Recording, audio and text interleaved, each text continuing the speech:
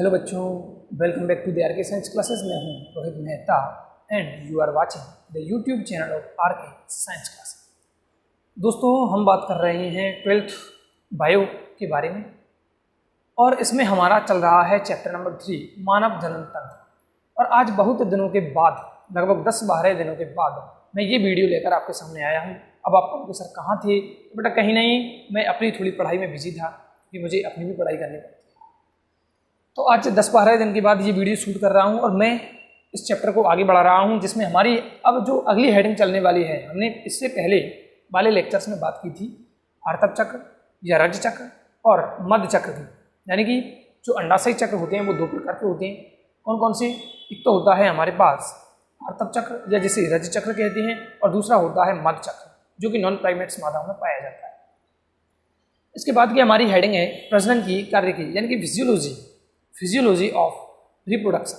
Physiology of reproduction, प्रजनन की कार्य की। तो देखिए, प्रजनन की कार्य की में हमें 4 क्रियाओं का मुख्यतः अध्ययन करना होता है। 4 क्रियाओं का अध्ययन करना होता है। प्रजनन की कार्य की क्या है कि जो प्रजनन की क्रिया होती है उसमें कौन कौन सी घटनाएं शामिल है। प्रजनन होता है। अब प्रजनन क्या है कि सजीवों द्वारा अपने समान संतति को उत्पन्न करना क्या कहलाता है? प्रजनन कहलाता है। तो इस प्रजनन की क्रिया में कौन कौन सी क्रियाएं शामिल हैं? तो इसमें 4 क्रियाएं शामिल हैं। कौन कौन सी हैं? सबसे पहली जो क्रिया है वह इसमें है मैथुन क्रिया। मैथुन क्रिया जिसे कॉपुलेशन कहा जाता है। क्या कहा जाता है? कॉपुलेशन, मैथुन क्रिया। इसमें जो दूसरी क्रिया है प्रजनन की कार्य की में वह है अंडोत्सर्ग, जिसे ओव्यूलेशन कहा जाता है और जिसके बारे में हम बहुत अच्छी तरह बात कर भी चुके हैं और हम जानते हैं। इसके बाद तीसरी जो क्रिया है वह है निषेचन, यानी कि फर्टिलाइजेशन। तीसरी क्रिया है हमारे पास निषेचन, फर्टिलाइजेशन। और जो अंतिम जो चौथी क्रिया है वह है आरोपण यानी कि इम्प्लांटेशन। तो ये 4 क्रियाएं हैं जो हमें प्रजनन की कार्य के अंतर्गत पढ़ना होता है। कौन कौन से हैं? तो मैथुन क्रिया है जिसे हम कॉपुलेशन कहते हैं। यानी कि सबसे पहले प्रजनन की क्रिया विधि में सबसे पहले हम क्या पढ़ेंगे? मैथुन क्रिया पढ़ेंगे। और हम जानते भी हैं कि मैथुन क्रिया क्या होती है। तो मैथुन क्रिया सबसे पहले होती है। मैथुन क्रिया के बाद कौन सी क्रिया होगी? अंडोत्सर्ग की क्रिया होगी, और अंडोत्सर्ग के बाद निषेचन की क्रिया होगी, और निषेचन के बाद आरोपण की क्रिया होगी। क्या होगी? आरोपण की क्रिया। इसके बाद अगर हम इसमें ही शामिल करना चाहें तो हम प्रसव की क्रिया को भी इसमें शामिल कर सकते हैं, लेकिन हमारी बुक में प्रसव की क्रिया को इसके अंतर्गत शामिल नहीं किया गया है, इसलिए हम भी यहाँ पर शामिल नहीं करेंगे। तो देखिए, सबसे पहले हम बात करेंगे मैथुन क्रिया की या कॉपुलेशन की। तो हम पहली हेडिंग डालेंगे मैथुन क्रिया, कॉपुलेशन।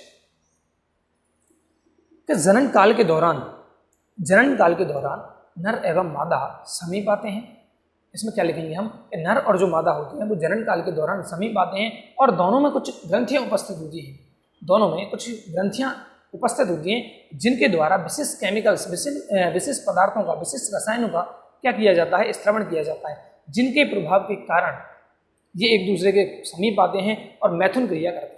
क्या करते हैं? मैथुन क्रिया करते हैं। और मैथुन क्रिया में क्या होता है? नर अपने शिश्न को मादा की योनि में प्रवेश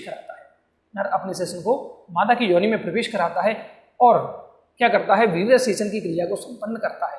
वीर्य सेचन किसे कहते हैं?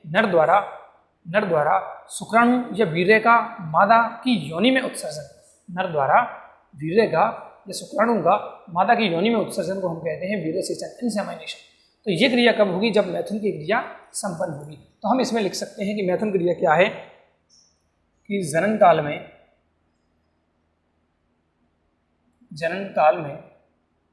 नर एवं मादा एक दूसरे के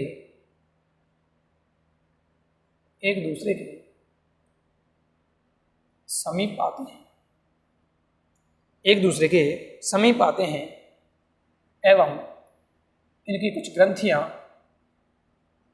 एवं इनकी कुछ ग्रंथियां कुछ विशेष पदार्थ का यानी कि फेरामोन्स का, कुछ ग्रंथियां फेरामोन्स का स्त्रवण करती हैं। क्या करती हैं? फेरामोन्स का स्त्रवण करती हैं, जिनसे या जिससे इनमें मैथुन इच्छा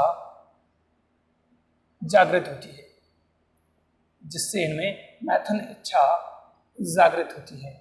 अब हालांकि यहाँ पर हम बात कर रहे हैं कुछ ग्रंथियों को, कुछ ग्रंथियों द्वारा किसका स्त्रवण किया जाता है? फेरामोन्स का स्त्रवण किया जाता है। तो कुछ ग्रंथियों की जगह हम लिख सकते हैं पेरिनियल और मलाशयी ग्रंथियां। कौन सी ग्रंथि होती हैं? पेरिनियल और मलाशयी ग्रंथियां वो ग्रंथियां होती हैं जिनके द्वारा फेरामोन्स का स्त्रवण किया जाता है। तो कुछ ग्रंथियों द्वारा फेरामोन्स का स्त्रवण किया जाता है या करते हैं, जिनसे क्या होता है? इनमें मैथुन इच्छा जागृत होती है और नर अपने शिश्न को मादा की योनि में प्रवेश कराता है। नर अपने शिश्न को मादा की योनि में प्रवेश कराता है। इसे मैथुन क्रिया कहते हैं। इसे मैथुन क्रिया कहा जाता है या कहते हैं। इसे क्या नाम देंगे? मैथुन क्रिया नाम देते हैं। अगला स्टार लगा के लिखेंगे कि मैथुन क्रिया में कौन सी क्रिया में? मैथुन क्रिया में या मैथुन क्रिया के अंत में, मैथुन क्रिया के अंत में नर द्वारा, इनमें इंक डालनी पड़ेगी बेटा। मैथुन क्रिया के अंत में नर द्वारा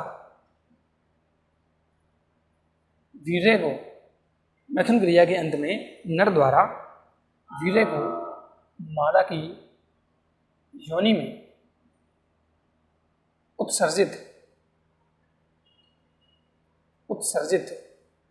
किया जाता है। उत्सर्जित किया जाता है। और इस क्रिया को हम जानते हैं किस नाम से?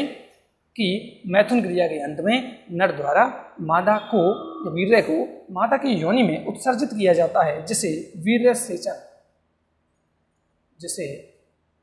सेचन इनसेमाइनेशन कहते हैं। क्या कहते हैं? इनसेमाइनेशन कहते हैं। तो ये तो हो गई हमारी पहली हेडिंग। जनन की जो प्रक्रिया है, जनन की जो कार्य की है, उसमें सबसे पहले हम क्या देखेंगे? मैथुन क्रिया कि जनन काल के दौरान क्या होता है? नर और मादा पास आते हैं। इनकी कुछ ग्रंथियां जैसे पेरिनियल ग्रंथियां और मलाशयी ग्रंथियां, उनके द्वारा विशेष केमिकल्स का स्त्रवण किया जाता है, जिन्हें हम फेरामोन्स कहते हैं। और इन फेरामोन्स के कारण ही इन दोनों प्राणियों में, नर और मादा में, मैथुन इच्छा जागृत होती है। क्या होता है? मैथुन इच्छा जागृत होती है। और अब मैथुन इच्छा जागृत होने के बाद दोनों क्या करते हैं? मैथुन क्रिया को संपन्न करते हैं। और मैथुन क्रिया जैसे ही संपन्न होती है, यानी कि मैथुन क्रिया के अंत में नर द्वारा अपने शिश्न से मादा की योनि में क्या कर दिया जाएगा? वीर्य सेचन की क्रिया को संपन्न कर दिया जाएगा। यहाँ तक की क्रिया को हम कहते हैं मैथुन क्रिया। क्या कहते हैं? मैथुन क्रिया। दूसरी हेडिंग क्या है हमारे पास? अंडोत्सर्ग। दूसरी हेडिंग क्या है? अंडोत्सर्ग, जिसे ओव्यूलेशन कहा जाता है। क्या कहा जाता है दोस्तों? ओव्यूलेशन। तो हमारी दूसरी हेडिंग है अंडोत्सर्ग, ओव्यूलेशन। हमने पढ़ा है जो अंडाशय है उसके संरचना के बारे में हमने देखा है, और ये भी देखा कि अंडोत्सर्ग पर किस हार्मोन का प्रभाव होता है। तो आंसर होगा LH, ल्यूटिनाइजिंग हार्मोन। हमने देखा कि जो आर्तव चक्र है या रज चक्र है, उसके 14वें दिन LH की मात्रा, LH हार्मोन, ल्यूटिनाइजिंग हार्मोन की मात्रा सबसे ज़्यादा होती है। और LH की मात्रा जिस दिन सबसे ज़्यादा होती है वो दिन कौन सा है? 14वां दिन होगा। और LH की मात्रा सबसे ज़्यादा होना, उच्च स्तर पर LH का होना क्या कहलाता है? LH सर्ज कहलाता है। और LH सर्ज के कारण ही अंडोत्सर्ग की क्रिया होती है। किसे कहते हैं सर अंडोत्सर्ग? तो हमने देखा था कि परिपक्व ग्राफियन पुटिका द्वारा किसको? सेकेंडरी oocyte को, द्वितीयक अंडक को मुक्त करना। क्या कहा? परिपक्व ग्राफियन पुटिका द्वारा द्वितीयक oocyte को मुक्त करना। किस हार्मोन के प्रभाव में? LH के प्रभाव में। क्या कहलाता है? अंडोत्सर्ग कहलाता है। और अंडोत्सर्ग की क्रिया के बाद जो अंडाणु है, सेकेंडरी oocyte, वास्तव में अंडाणु नहीं कह सकते अभी, सेकेंडरी oocyte यानी कि द्वितीयक अंडाणु कहेंगे या द्वितीयक अंडक कहेंगे। तो क्या लिखेंगे कि अंडोत्सर्ग की क्रिया में, या फिर पहले इसकी परिभाषा लिखते हैं कि परिपक्व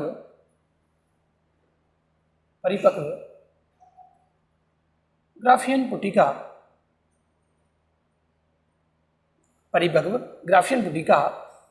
LH हार्मोन के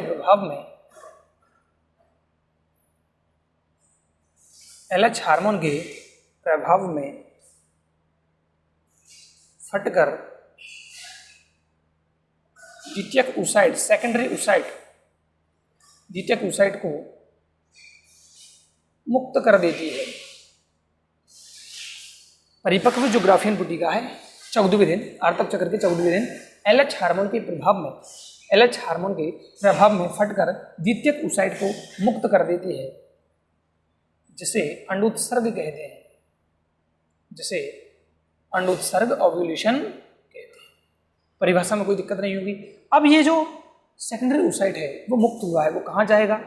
तो यह अंडकीपक द्वारा, हमने देखा था जो फैलोपियन ट्यूब है उसके 3 पार्ट हैं, अंडकीपक, दूसरा एम्प्यूला और तीसरा इस्थमस। तो कहाँ प्रवेश करेगा? उस ऑस्टियम द्वारा कहाँ प्रवेश करेगा? अंडवाहिनी में या फैलोपियन नलिका में प्रवेश करेगा। तो क्या लिखेंगे? अंडोत्सर्ग के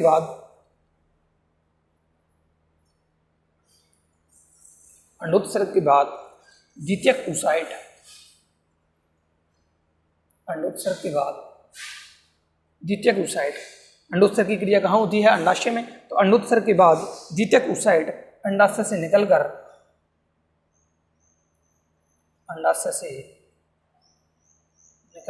यहाँ पर दिखाई दे रहा है, हाँ, अंडोत्सर्ग के बाद द्वितीयक जो oocyte है वह अंडाशय से निकलकर कहाँ प्रवेश करेगा?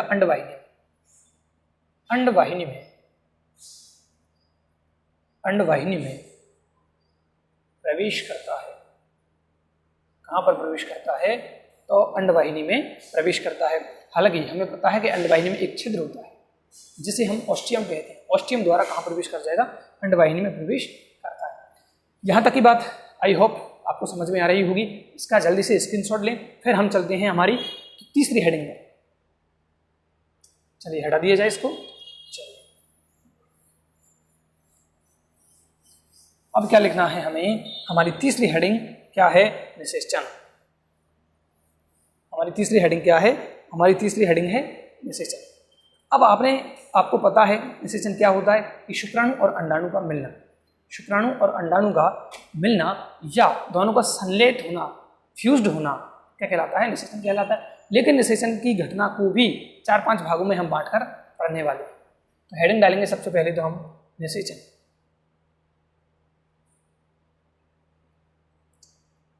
फर्टिलाइजेशन निषेचन। मैथन क्रिया में क्या होता है? नर द्वारा किसका उत्सर्जन किया जाता है या स्खलन किया जाता है? ऑफ कोर्स वीर्य का। और वीर्य में कौन होता है? शुक्राणु उपस्थित होते हैं जो कि नर युग्मक के रूप में काम करते हैं।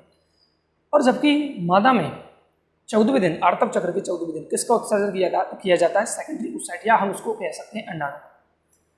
ये दोनों कहाँ पर मिलना अनिवार्य है? इनका मिलना अनिवार्य है कहाँ पर? देखिए, ये मान लीजिए ये गर्भाशय है, यहाँ पर ये एम्प्यूला वाला पार्ट है, ये क्या है? एम्प्यूला है, और यहाँ से शुरू होता है कीपक, अंडकीप आपने पढ़ा है, और यहाँ पर क्या होता है? अंडाशय। इतना जानकारी आपको याद होगी। और इधर भी सेम कंडीशन चलती है, लेकिन हमें एक साइड से मतलब है तो हम आधी साइड में देख लेते हैं। ये क्या है? एम्प्यूला। ये क्या है? एम्प्यूला। ये क्या है? इस्थमस। ये क्या है?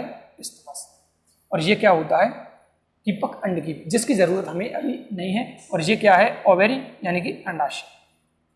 अब यहाँ से अंडोत्सर्ग की क्रिया के बाद कौन निकला? सेकेंडरी oocyte निकला। कहाँ पर रुकना चाहिए? एम्प्यूला वाले पार्ट में रुकना चाहिए। कौन? Secondary oocyte। ये है हमारे पास सेकेंडरी oocyte। और अभी हमने देखा कि नर द्वारा जो शुक्राणु को उत्सर्जन किया जाता है वह कहाँ किया जाता है? योनि में किया जाता है। कहाँ पर? योनि में किया जाता है। तो योनि से शुक्राणु कहाँ प्रवेश करेंगे? इस गर्भाशय वाले भाग में प्रवेश करते हैं। ये यहाँ पर शुक्राणु पहुँच चुके हैं। और शुक्राणु कहाँ पर जाएंगे? इस एम्प्यूला वाले भाग तक पहुँचते हैं। वास्तव में कहाँ पहुँचते हैं? इसको कहते हैं एम्प्यूलरी इस्थमस जंक्शन, जहाँ पर एम्प्यूला और इस्थमस दोनों मिलते हैं।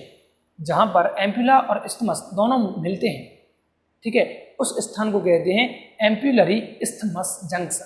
क्या बोला? Ampullary isthmus junction. इस स्थान पर ही शुक्राणु और अंडाणु का मिलना अनिवार्य होता है। अगर यहाँ पर दोनों का मिलन नहीं होता है, मान लीजिए अगर अंडाणु यहाँ है और शुक्राणु यहाँ है, या फिर शुक्राणु यहाँ आ जाता है और अंडाणु यहाँ रह जाता है, तो निषेचन की क्रिया संपन्न नहीं होगी, प्रेगनेंसी की क्रिया संपन्न नहीं होगी। अगर अंडाणु इधर आ जाता है, शुक्राणु यहाँ मिलता है, तो भी क्या नहीं होगा? तो भी प्रेगनेंसी की क्रिया यानी कि निषेचन की क्रिया तो हो सकती है लेकिन प्रेग्नेंट नहीं होगी। तो क्या होगा? जब एम्पुला और इस्थमस के संयुक्त जॉइंट के स्थान पर यानी कि एम्पुलरी इस्थमस जंक्शन जो पॉइंट है वहां पर दोनों नहीं मिलेंगे, तो निषेचन की क्रिया संपन्न नहीं। तो निषेचन की क्रिया अब हमने याद कीजिए कहाँ पर पढ़ी है। सबसे पहले हम छोटी क्लास में पढ़ते हैं कि अंडवाहिनी में होती है निषेचन की क्रिया। कहाँ होती है? अंडवाहिनी में होती है। लेकिन अब हम जब 12th क्लास जब बड़े लेवल पर आते हैं तो हमें पता चल रहा है कि जो निषेचन की क्रिया है, फर्टिलाइजेशन की क्रिया है, वो अंडवाहिनी में भी एक विशिष्ट स्थान पर होती है जिसे कहते हैं एम्पुलरी इस्थमस जंक्शन।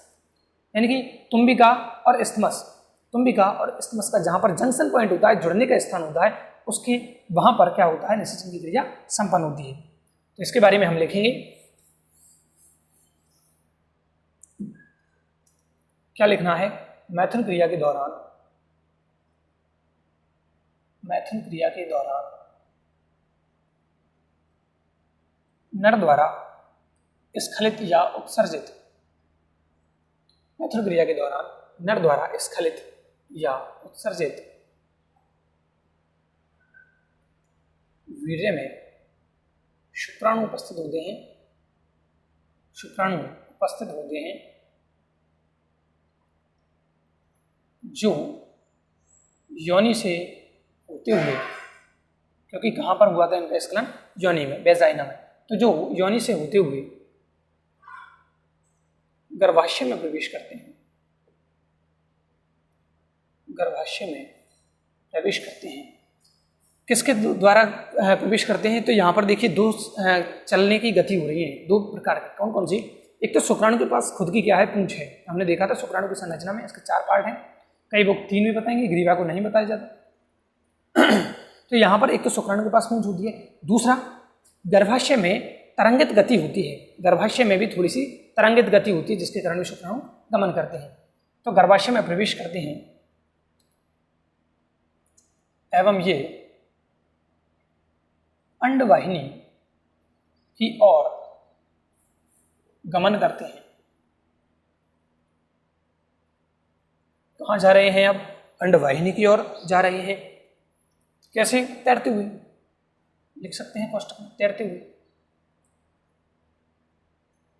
अब देखिए कहाँ पहुंचना है? Ampullary isthmus junction point. तो अगला स्टार लगा के लिखेंगे हम, ये अंडवाहिनी के, ये अंडवाहिनी के संकीर्ण पथ यानी कि पतला मार्ग, संकीर्ण पथ यानी कि कौन सा मार्ग? संकीर्ण पथ। ये अंडवाहिनी की संकीर्ण पथ यानी कि इस्थमस एवं संकीर्ण पथ को क्या कहा? इस्थमस। तो ये अंडवाहिनी के संकीर्ण पथ यानी कि इस्थमस एवं तुम्बिका की संधि स्थल, एवं तुम्बिका, और तुम्बिका को हम क्या कहते हैं? एम्पुला कहते हैं, एम्पुला। तो ये अंडवाहिनी के संकीर्ण पथ यानी कि इस्थमस और तुम्बिका यानी कि एम्पुला। तो इस्थमस एवं तुम्बिका के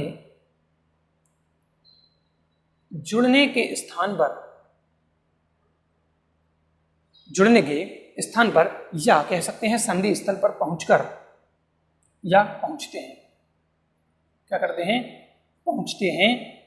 और इस स्थान को हम क्या कहते हैं? जिसे क्या नाम देंगे हम? Ampullary isthmus junction point. क्या लिखेंगे? जिसे एम्पुलरी इस्थमस जंक्शन, अंडरलाइन, जिसे एम्पुलरी इस्थमस जंक्शन कहते हैं। क्या कहते हैं इसको? एम्पुलरी इस्थमस जंक्शन कहते हैं, कहते हैं। एवं यहीं पर, एवं इसी स्थान पर क्या होगा? इसी स्थान पर निषेचन की क्रिया संपन्न होती है। तो कहां पर निषेचन की क्रिया संपन्न होती है? एम्पुलरी इस्थमस जंक्शन पॉइंट पर, क्योंकि जहां पर इस्थमस और एम्पुलर दोनों जुड़ते हैं उस स्थान को हम क्या कहेंगे? एम्पुलरी इस्थमस जंक्शन पॉइंट कहते हैं, और इसी स्थान पर ही निषेचन की क्रिया संपन्न होती है। अब एक और हम स्टार लगा के कह सकते हैं कि निषेचन की क्रिया तभी संपन्न होती है जब दोनों सेम टाइम पर यहाँ, निषेचन की क्रिया कब संपन्न होगी? जब दोनों ही, यानी कि शुक्राणु और अंडाणु दोनों ही सेम टाइम पर यहाँ उपस्थित हों। लेकिन अगर सेम टाइम पर उपस्थित नहीं है तो निषेचन की क्रिया संपन्न नहीं होती है। और यही रीजन है जिसके कारण हर बार जो मैथुन की क्रिया होगी वो प्रेगनेंसी में कन्वर्ट नहीं होती है। हर बार की जो मैथुन क्रिया है वो प्रेगनेंसी में कन्वर्ट नहीं होती है। किसके कारण? क्योंकि सेम टाइम पर यहाँ पर प्रेजेंट होने चाहिए, जो कि हमेशा नहीं होती है। तो स्टार लगा के हम देख सकते हैं कि निषेचन की क्रिया तभी संपन्न होती है, निषेचन की क्रिया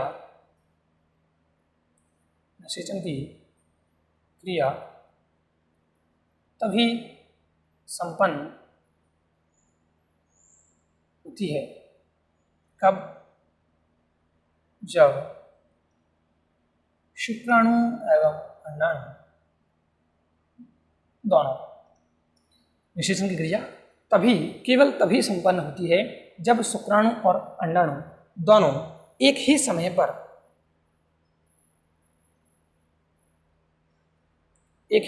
पर कहाँ? अभी लिखा है हमने नाम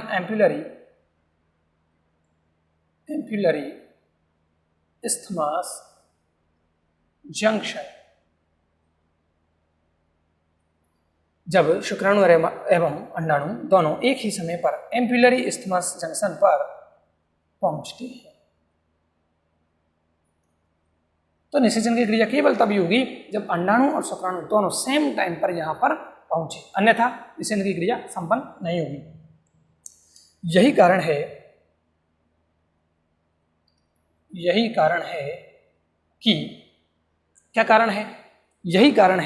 कि सभी संभोग क्रियाएं या मैथुन क्रियाएं किसमें परिवर्तित नहीं होती हैं? निषेचन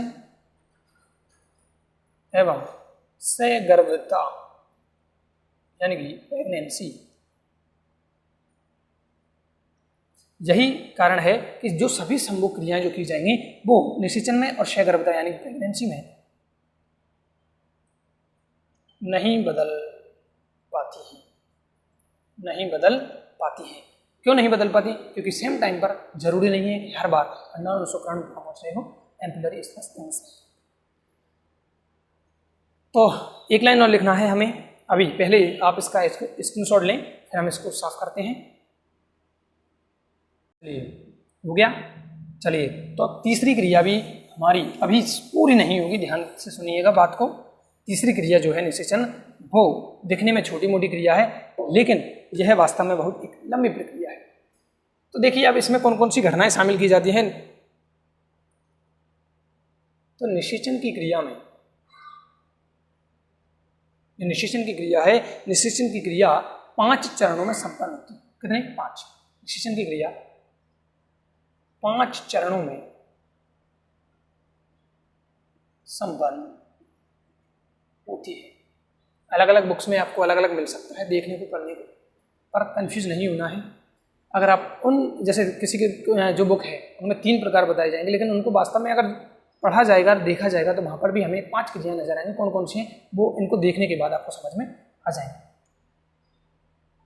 निषेचन की क्रिया को 5 चरणों में बांटा गया है, 5 चरणों में संपन्न होती है। सबसे पहली जो क्रिया है वो है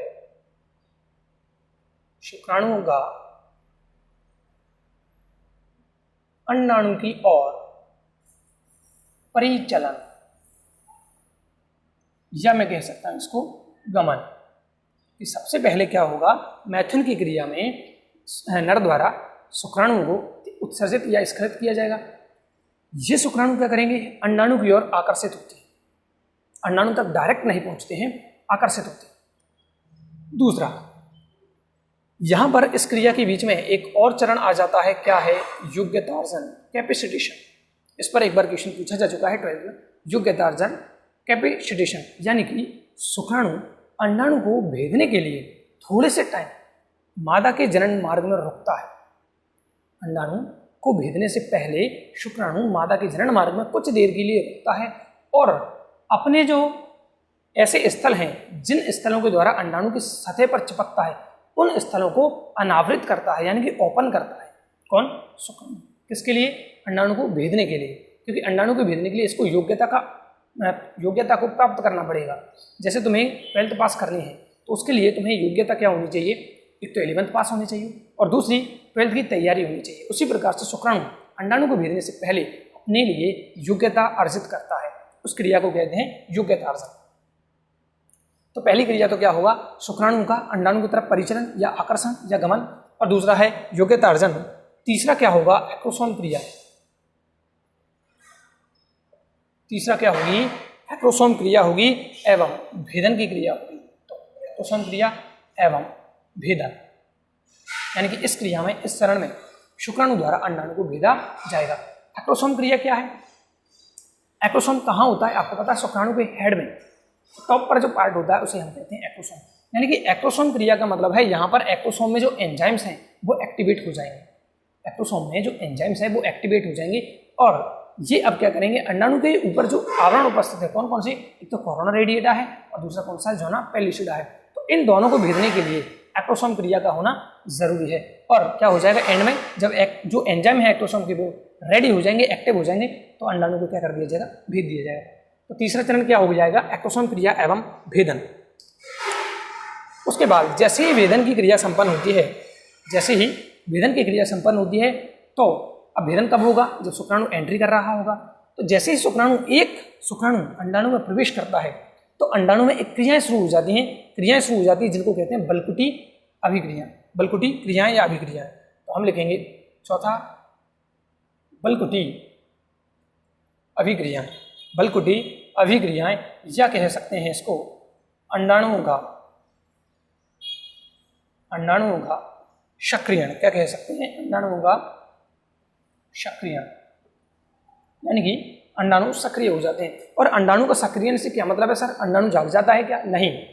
जैसे शुक्राणु इसके पास पहुंचता है, अंडाणु एक गोले के रूप में होता है। ध्यान से सुनिएगा, ये बात आपको कोई नहीं बताई जो मैं अब बताने जा रहा हूँ। क्या? ध्यान से सुनिएगा मेरी बात को। क्या लिखा है हमने? बलकुटी अभिक्रिया अंडाणु का सक्रियण।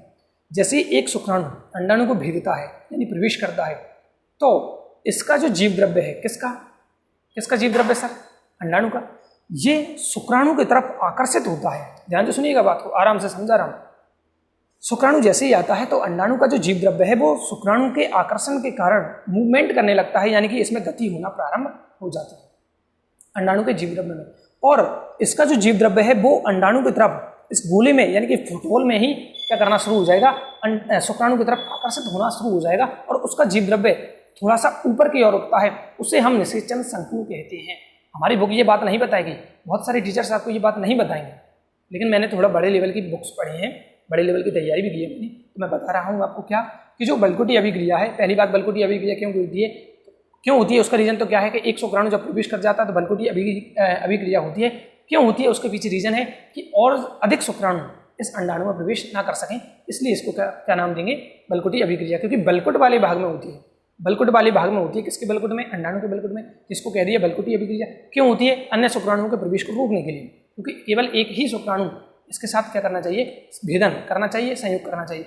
और अंडाणु को सक्रियण में बता रहा हूँ क्या है कि जो अंडाणु के पास, जैसे मान लीजिए ये अंडाणु है और इसका ये जीव द्रव्य भरा हुआ है, ठीक है। यहाँ पर जैसे ही शुक्राणु आता है तो इसका जीव द्रव्य कुछ ऐसे इसकी साइड उभर कर एक उभार बनाता है और इसी को हम निषेचन संकुल कहा जाता है। इसी को क्या कहेंगे हम? निषेचन संकुल। याद कीजिए, कल्पना कीजिए एक तालाब में पानी भरा हुआ है और चंद्रमा के कारण, आपको पता है ज्वार भाटा क्यों आता है?